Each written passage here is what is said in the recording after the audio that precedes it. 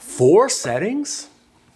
That's right, 4 settings. You only need 4 settings on your camera out of all of the hundreds, maybe thousands of settings and menus on your camera to produce photographs as great as any photographer you know.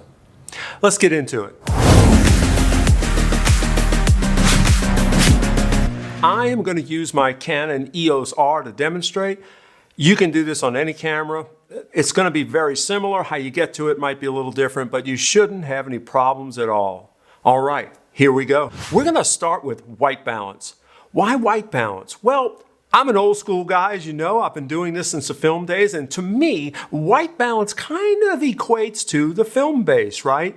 The white balance tells your camera what color the world it's looking at is, so it knows how to render the colors properly. It's a really important setting to get a good look in your photography.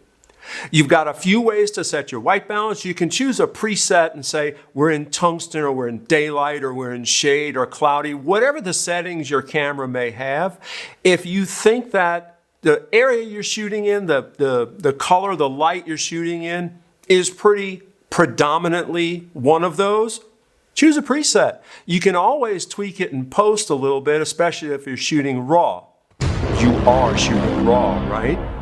Okay, well, what about tricky lighting situations where it's mixed, where you've got fluorescent and neon? Oh God, I hope not neon. Don't shoot in neon.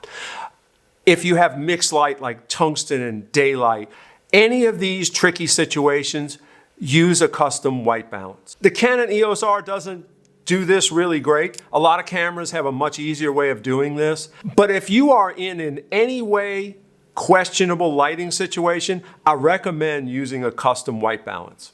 Okay, here we go. Setting number 2, and that's aperture. This is really your first creative choice though, because choosing your aperture determines how much of your image is going to be in focus, whether the background will be blurry or sharp, whether the foreground, anything in front of your subject, blurry, sharp, how much of your subject is in focus. Very big creative choice. Very important to me to make this choice first. Choose the aperture, and that's a big creative choice of where your photograph is going. On the EOS R, I used a thumb ring to set the aperture. I like to have the aperture setting right at my fingertips. You may be able to remap the controls however you like, but it's a biggie to me.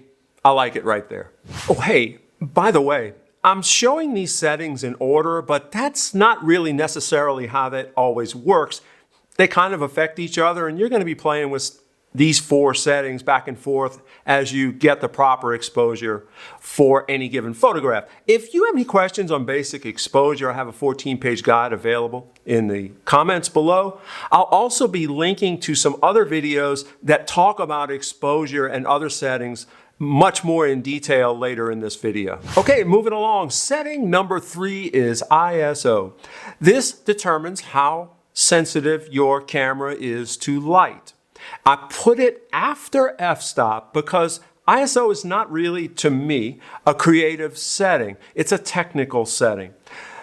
Setting your f-stop changes the look of your image. Setting the ISO only changes how sensitive your camera is to light, and in today's cameras, it only really matters when you've cranked it pretty high before you start to see artifacts of having that ISO.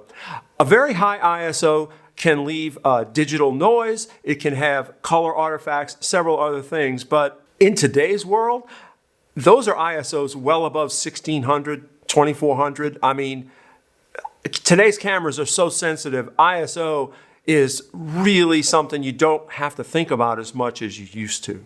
Okay, on the EOS R, it's very easy to set. I use the touch screen on the back. You can use the menu system, but the touch screen makes it really quick to set. For me, using the screen on the back is fine. It's a one-time setting during a session, so it's no big deal, and it's super easy to do. Hey, is this content working for you? If so, would you consider a like? It really helps the channel. Thanks. Okay, setting number 4 is shutter speed. Shutter speed is also a creative setting, especially if you are shooting fast-moving subjects like action shots, sports, race cars, whatever. Shutter speed's a huge creative element. Also, if you want to deliberately create blur, very big creative element. These are decisions you must as you're visualizing your image, right? You got to get your image visualization mojo going and say, well, I want this to have a blur. Well, okay, you're bringing shutter speed into action. I use the front knob on my EOS R to set shutter speed, and you can see it on the back screen or on the little top screen on the top of the camera. If you use a tripod, you probably can set any shutter speed you want. If you have a long lens but you have image stabilization, you can get away with a lot slower shutter speed than you would necessarily have to without stabilization. Long lenses without stabilization are pretty tricky. You're going to need a quick shutter speed. There is a lot more detail on each of these 4 settings as it relates to exposure and photography in general. I have quite a few videos that talk about exposure and these settings that I'll link.